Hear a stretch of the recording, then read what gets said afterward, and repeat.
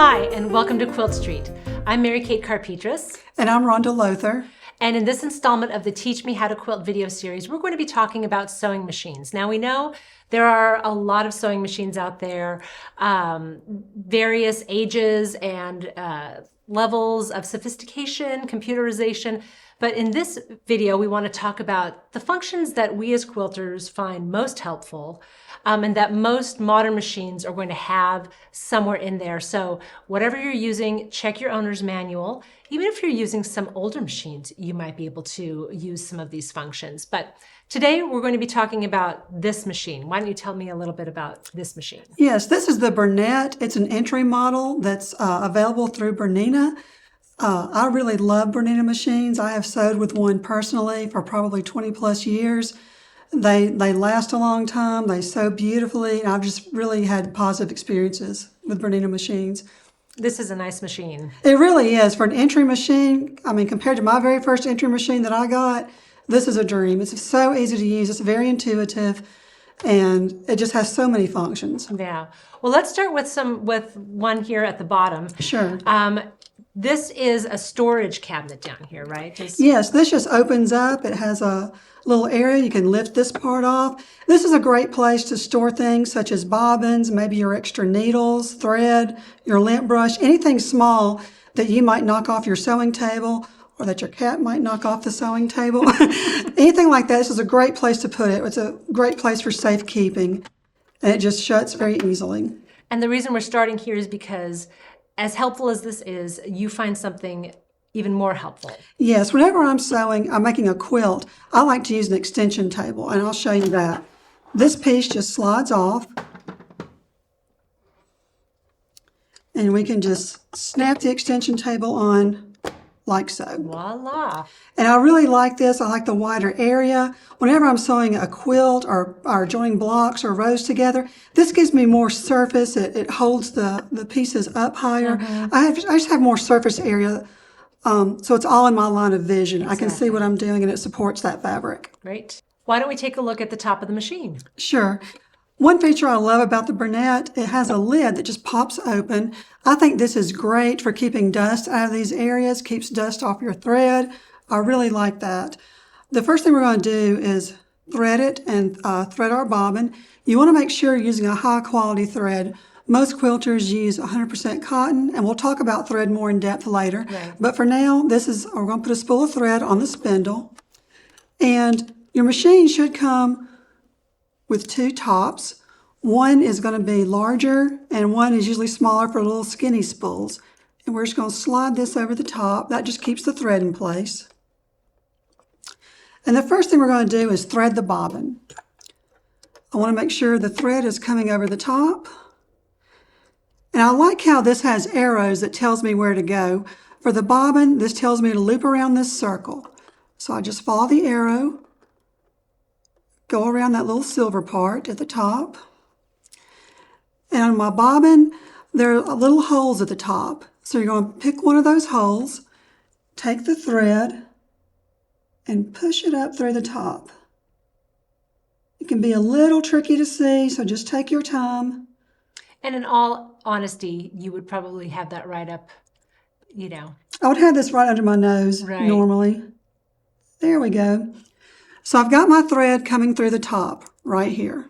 Looks like this. I'm going to place it on the bobbin winder. It just snaps on. Keep a hold of this little tail coming out of the top. Make sure you keep holding on to that. Push the bobbin winder back in place. And there's an action button right here. It's a green button. I'm going to press that. And if you want to stop it sooner like we are here, you can just push the button again. It will stop with no problem. To remove the bobbin, push it forward.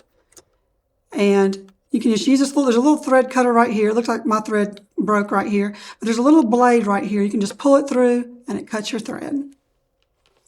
I'm going to put the bobbin aside for right now. Yeah, we'll talk more about that in a little bit. Sure. So now I'm ready to thread the machine. And once again, there are arrows here that I can follow. And even though this is a computerized machine, the general path we're going to follow is pretty similar on all machines. That's what I found too. Yes, I have an old featherweight that probably dates to the 1940s. And even though it's not quite as quick to thread as this one. It follows the same path. So I'm going to go under this hook right here. It's a little silver hook. You can see it's nice and taut. Follow the arrow. I'm going to tuck this under.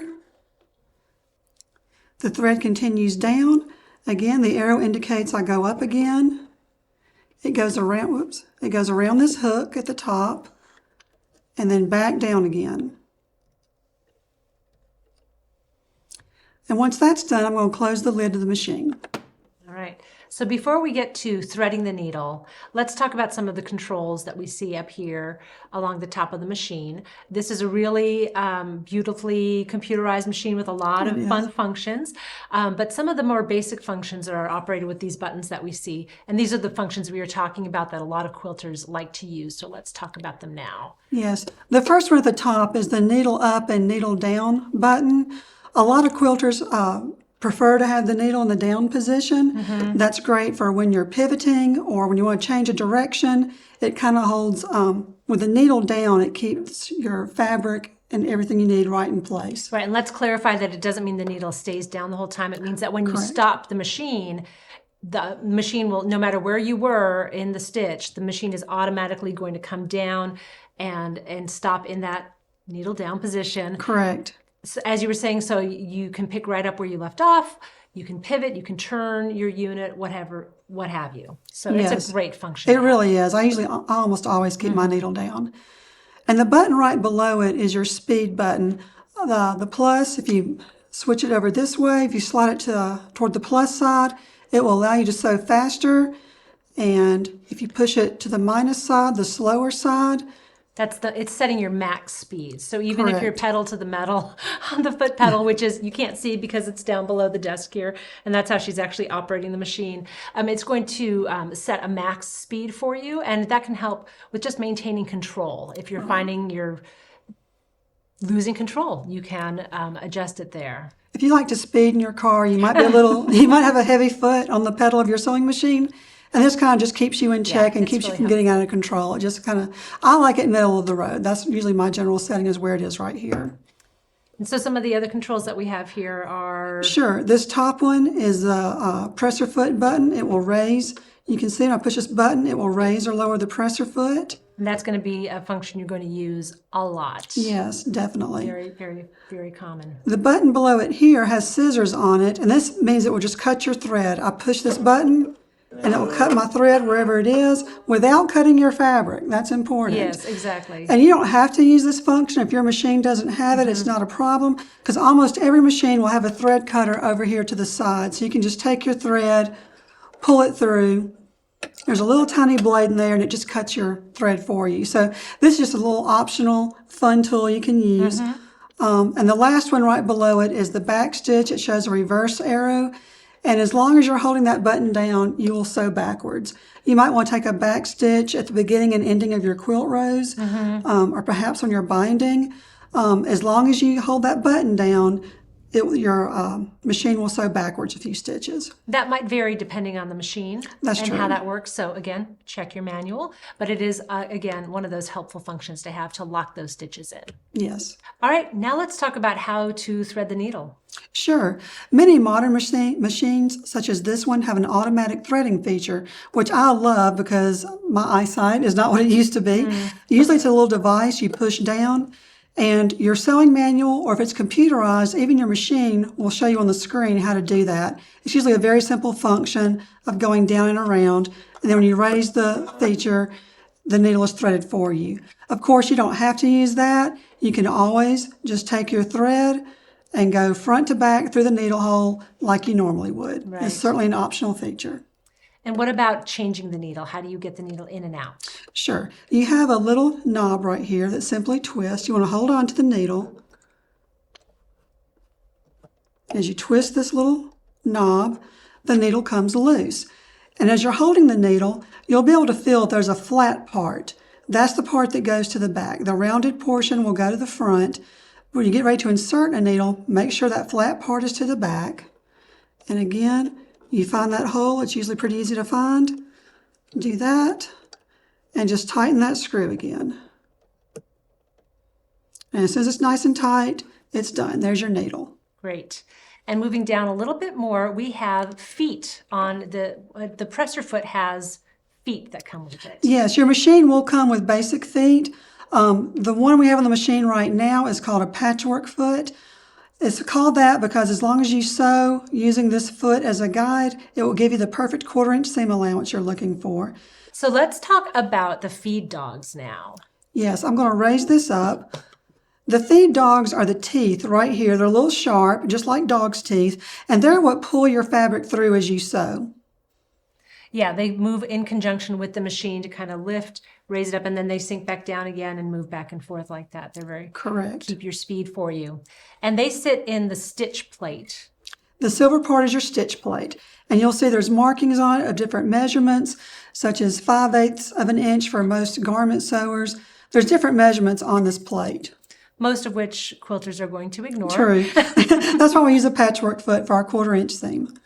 And then some of the other features that we see down here, this space here, where your stylus is right now, we call that the throat, that open space between the needle and the machine itself.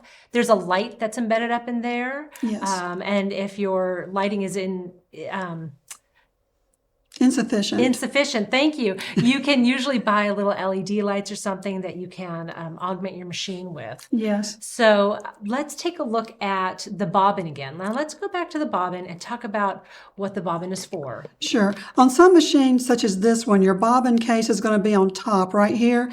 On other machines, it's on the front, kind of right below the area where we're working right now. Either way, the way you thread a bobbin is very, very similar from machine to machine. On this one, I'm going to push this lever, the top pops off, and once again, it has little arrows that tell me where to go. I want to make sure the thread is to the left, as I'm showing right here. Drop the bobbin in. It has a little lip I go around. And then again, following my guide, it loops around this way. There's a tiny little blade right here, so I can just pull that, and it cuts off any excess thread. And from there, I just put the lid back on and we're ready to sew.